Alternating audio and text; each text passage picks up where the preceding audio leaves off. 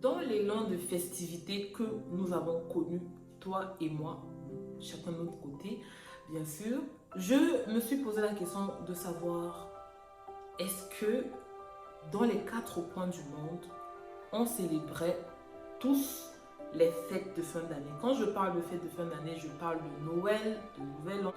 Donc, je me suis posé la question de savoir pourquoi ça existe au final.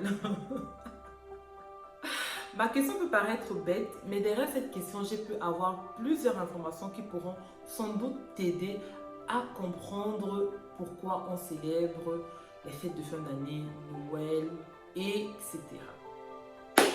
Alors, déjà pour les fêtes de Noël, plusieurs personnes ne célèbrent pas cette fête pour des raisons de religion ou autre. Et je sais très bien la polémique qu'il y a autour de la date de la naissance de Jésus ou pas, quand est-ce qu'il est né. Mais ce n'est pas de ça que je vais parler concrètement dans cette vidéo.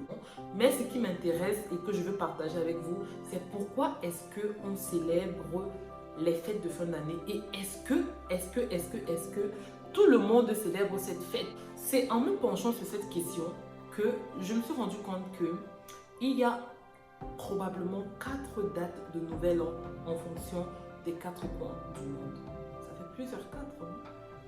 Bref. Par exemple, en Perse, ils ont leur fête de Nouvel An qu'ils appellent Nowruz, célébrée généralement entre le 20 et le 22 mars de chaque année.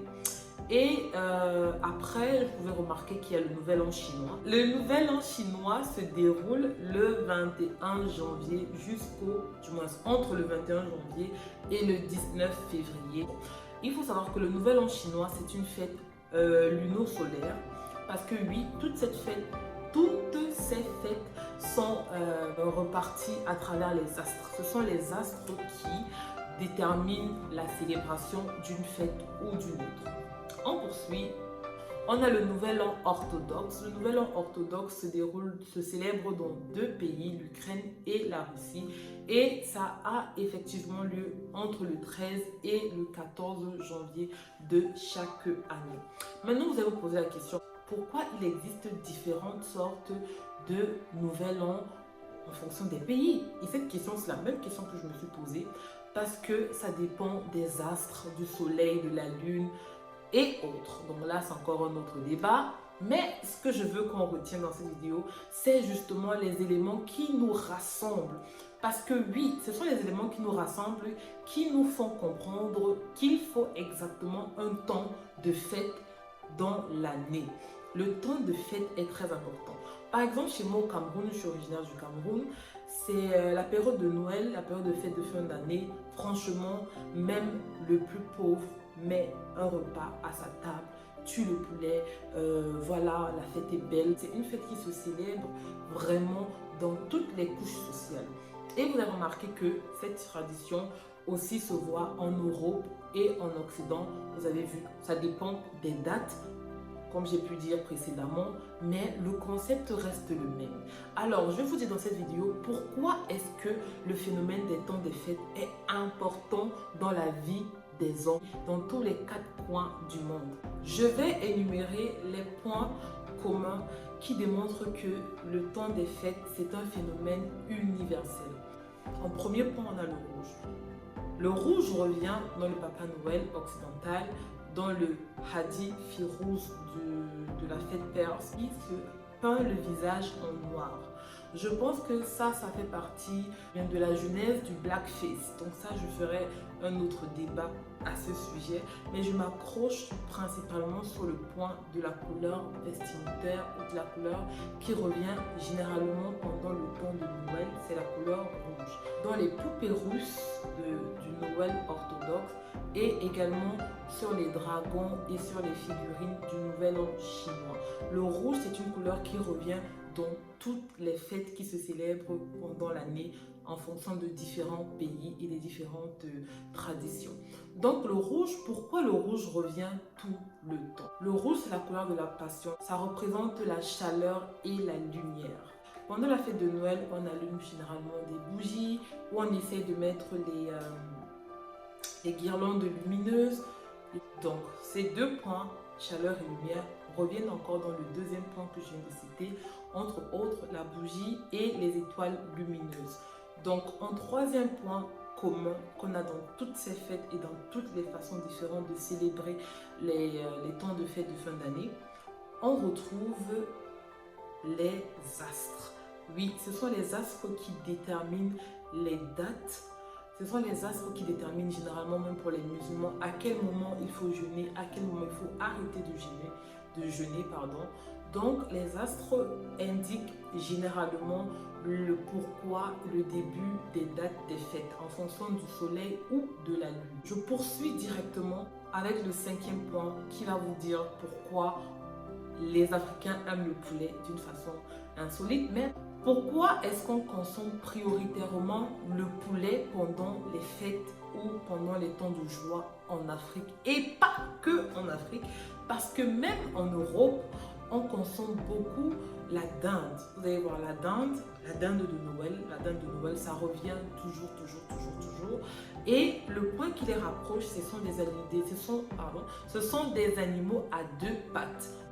Parce que d'après l'astre qui est l'étoile, c'est pour ça qu'également il y a l'étoile sur le sapin de Noël. Pourquoi il y a l'étoile dessus? Parce que c'est l'astre qui, entre le 22 et le 25 décembre, migre vers le pôle sud. Donc cette migration fait l'occurrence à un animal qui s'envole, d'où la consommation des animaux à deux pattes, comme le poulet, la dinde, le poulet en Afrique, la dinde aux États-Unis, le foie gras qui est également, ça vient de l'oie. Bref, tous ces animaux à deux pattes expliquent pourquoi ça se mange dans les fêtes de fin d'année. On va passer aux pétards. Les pétards, au Cameroun, on appelait ça les bangers. Les bangers, que tu sois au Cameroun, si tu as déjà vu le nouvel au Cameroun, voilà, on fait des bangers. Ici, également, les pétards et dans beaucoup d'autres pays, les feux d'artifice, les pétards reviennent.